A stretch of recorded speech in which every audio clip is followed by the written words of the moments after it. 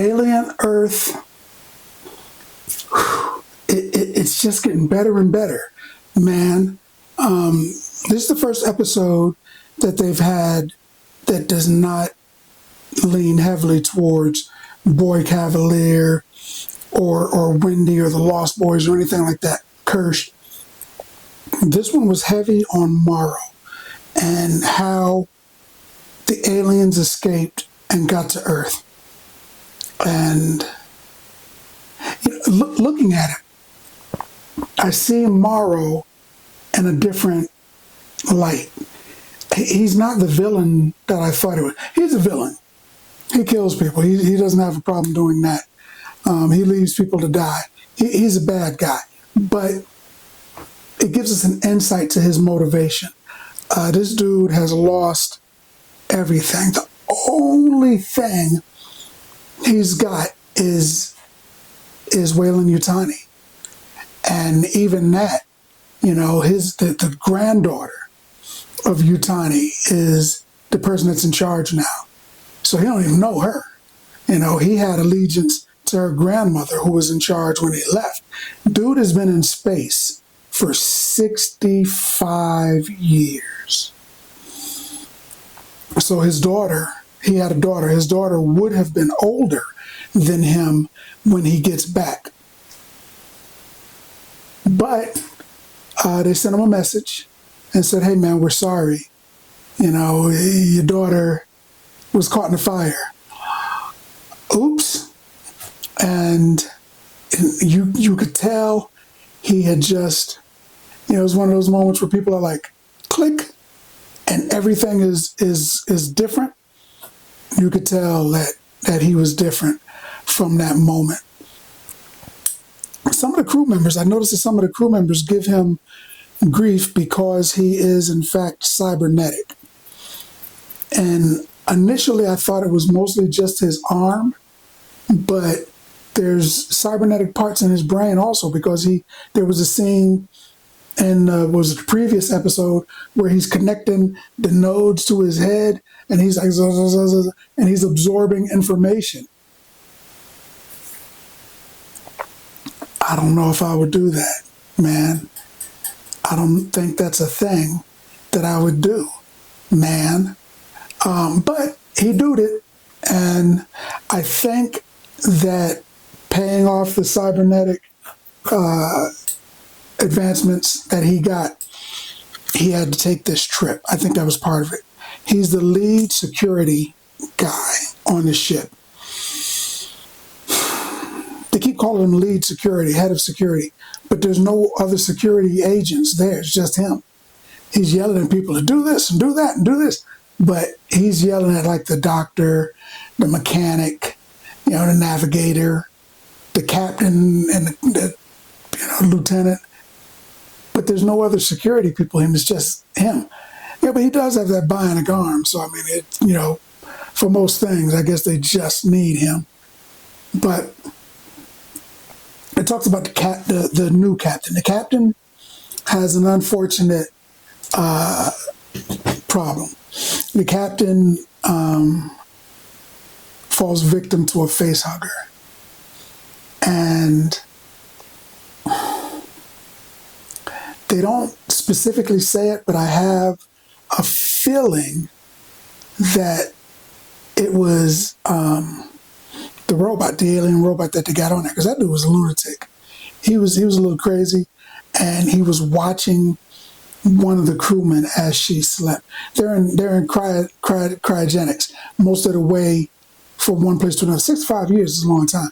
The reason that they're not aging is because they freeze themselves, and the ship is basically on autopilot, and it goes from place to place, and they get awakened when there's trouble, or if they get to their destination or whatever.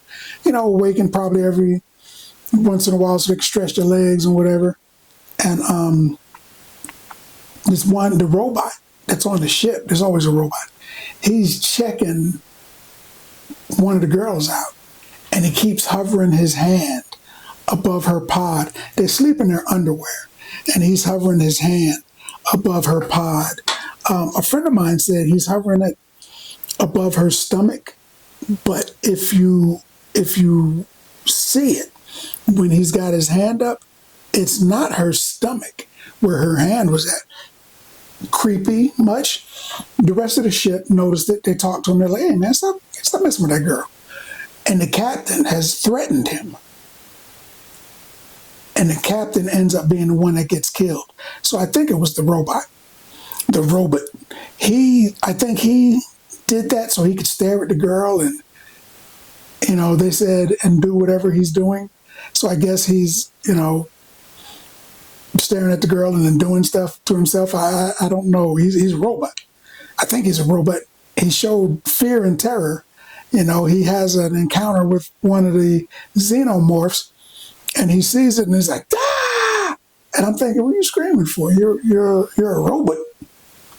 You ain't real. Are you? Was he? Because he was definitely terrified. Now he was a wacky dude. When people spoke to him and stuff they're like, can you give us the room? And he's like, why? So you can say blah, blah, blah, blah, blah, blah, blah, blah, blah. I'm not stupid. I already know that. And he stays in the room. I thought if you told a robot to do something, it had to do it. But this dude wasn't doing it. So I would have had a problem with him. I'd have turned him off and disassembled him and shot him into space a long time ago. But hey, that's me. I got that whole survival instinct thing. I'm not going to outer space and getting killed by no robot that's not listening. If it was a robot that could knuckle up and fight the xenomorphs, yeah, he's staying online. But this dude is watching people sleep in their underwear, and that's a sign, man. That's a telltale sign. Something's wrong with that dude. But they kept him active, and I think that the initial outbreak, well, I tell a lie. The initial outbreak, there's a saboteur on the ship, and he sets fire, which damages the ship. But when some people come to check out the fire, there's face huggers crawling around. There's two of them crawling around, and I'm thinking, okay, wait, that dude didn't let the face huggers go because he'd be in danger too. So what happened? So I'm thinking it was just a coincidental thing. He was doing his thing, and the robot did his thing, and the captain ended up getting got. Because that face hugger came down there and he gave Cap the business. And that was terrible. The lieutenant takes over. And she's like, yeah, I'm in charge now. And Morrow's like, he doesn't dig that because she's not doing what Weyland-Yutani wanted done. Bring the specimens home. I don't care who dies. The specimens are priority over everything, including the crew, including you, Morrow. And he understands that. And he doesn't care if the crew has to die or even he has to die. This is a mission he was on when his daughter died. And in his mind, he's like, well, I got to finish this mission. It cost me my daughter. I'm going to finish it. And I was thinking, you know what? I kind of get it. He's still a bad guy, but I kind of understand his motivations now. His daughter died while he was going out getting some milk. That dude was going to bring that milk home. Baby, that milk's coming home. His daughter died in order for him to get that milk home. He's trying to get these aliens to Weyland-Yutani. His daughter paid the price for that, man. And he's like, well, it's going to happen. I'm going to get these aliens there because that mission cost me my daughter. I'm going to complete it. I'm not just going to be like, oh, well, and give up. And she died for nothing. So at any cost, including the cost of the life of the crew, that dude is going to finish his last mission. I'm not saying it's right, but I understand. So he's doing that, and the lieutenant is not complying. She's not in compliance. Even Mother, the computer, is telling her, these are the rules, these are parameters. Do you acknowledge? And she was like, and the computer was like, hey, don't make me put Morrow in charge. You know that dude's a freak. He will kill all of y'all. You want me to put Morrow in charge? And she was like, okay. And she's typing, okay, I acknowledge. She didn't want to, but she didn't really have a choice. So she says that, and there's some things that happen, and she gives a command, do this. If Captain Kirk was there, he'd have just shot everybody with a laser. Kirk don't play. Should have had Kirk on that ship. James T. Kirk. But they had this chick instead. I can't remember her name. But they had her on there. I probably put her name on the screen. And Morrow's like, what are you doing? He said, you know what? You're compromised. I know that you was doing, the wacky, horizontal mumbo with somebody else. You ain't supposed to be doing that. You're compromised. So I'm taking over. And he takes over and gives her some orders. And she doesn't do it. So in the previous episode where we saw the woman banging, Morrow, let me in. And she's banging on the door and he's just humming, see you again. He's humming. It's because he's already made his mind up. I'm gonna finish this mission. You are not complying. I don't need you. I don't need you, man. And he lets the xenomorph give her the business. And this xenomorph, it chases her for a while before it catches her. And I think it was the best moving xenomorph we've seen so far, even in previous episodes, because it drops down behind her and she can feel it. She's like, oh, and she turns around and it's like, I don't know, 7 foot tall. It's at least a foot and a half taller than she is, and it's standing above her, and it's just like making that noise. They make a noise now, so you know that they're around. It's like, and she looks at it. And then its mouth, the second mouth comes out.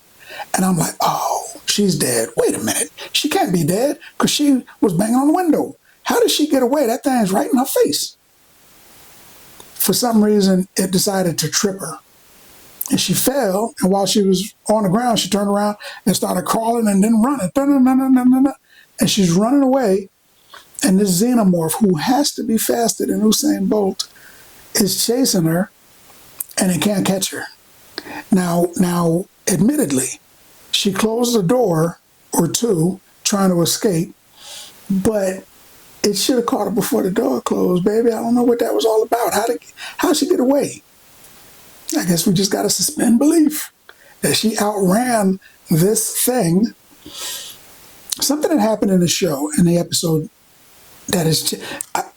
I changed my perspective. They should have called this episode Perspectives. I changed my perspectives on Morrow, and I understand. I'm not saying he's doing the right thing, and I'm not saying he's a good guy, but I understand what he's doing now. One of the alien creatures, the one they call the eyeball, the one that the doctor called the eyeball, I think it's benevolent. I think they say it's smart, and it's probably coherent, and it's probably aware, of things going on, and it probably isn't trying to kill the crew. I think it wants to either protect the crew or it wants to kill the xenomorphs. It may have been, a grizzly bear or a cougar out in the same forest as a grizzly bear. They may be predators that bump heads every once in a while, or a pack of wolves and a grizzly bear, if you will, a shark and an orca. They're both predators that I think occasionally fight, because there's a scene when the doc does something very, very, very stupid. And it's trying to warn her And I was like, wait, what is that thing doing? Is it trying to warn the doc? And the doc's like, shut up, you. Shut up. And it's not talking, but it's doing things that if you were paying attention, you'd say, huh, that thing's trying to warn me of danger.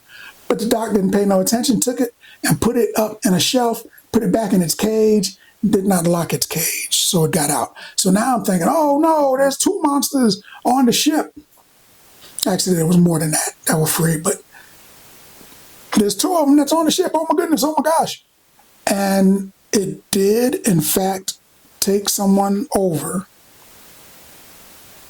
And I'm assuming it has to kill you in order to climb into your head, to take your eyeball out and put itself in there and become one of your eyeballs. And the tentacles are in there, like a game station, playing your brain, pulling levers and pushing buttons, all Ratatouille. The little Ratatouille eyeball is in your head, moving the strings on your hair so that it can control your arms and legs. And it took somebody over. And it attacked someone. And I was like, oh, well, they're dead. And again, I thought it was evil. Or at least, evil and predatory towards humans. But it later turned out it did not kill that person, just knocked them down for whatever reason. Well, the person had a gun, so I think it was defending itself. But it didn't kill the person. Then the alien shows up. The alien's like, and it comes there with making that noise, and it shows up, and the eyeball inside the person is like, why you oughta, and it attacks the alien. And I'm like, wait a minute, what is going on here? I believe I have had my signals crossed. There's 3 more episodes, so I'm sure that they're going to get into it. But since Ripley did not meet the eyeball creature or something, because this Ripley happens after this, didn't meet the eyeball creature or something else, the eyeball creature is either going to end up still on Earth, or the xenomorphs wipe everybody out, or maybe Weyland-Yutani wipes everybody out, because in the future they don't talk about the other 4 companies. They don't talk about Prodigy and whatever. They just talk about Weyland-Yutani. So I have to assume that Weyland is going to get her aliens back, because as we all know, the alien monsters are in the custody of Prodigy, Boy Cavalier. But they don't stay there. And in the future, Ripley has no knowledge of these creatures, or that they even attack the Earth, really. So something's going to happen. You got 3 episodes to sort all of this out. They might Hawkeye this thing and leave a whole bunch of stuff, unanswered. But hopefully they figure it all out and give us a close end, or at least let us know that there's going to be another season. Leave some stuff open for another season. But we'll see. I like this episode a lot. It tied up a lot of my questions about what happened. Why was the ship crash landing? How'd the aliens get out? Who killed all of the crew? All of that stuff gets answered, which is kind of good. And the entity that we thought, the alien, the pod that we thought killed the doctor, that's not the alien. They've got more on their ship than they are aware of, I believe. So that was good. I enjoyed it. In fact, I enjoyed this episode of Alien Earth so much that I would give this episode this episode 9 bags of popcorn. I don't give out a lot of 9s. And I think over the years, I've only given out like maybe 2 or 3 10s. 9 bags of popcorn. Man, 9 bags of popcorn. Because that's what I think about that. More importantly, What do you think about that?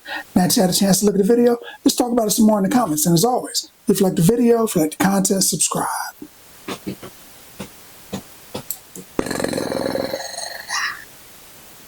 Oh no! And like.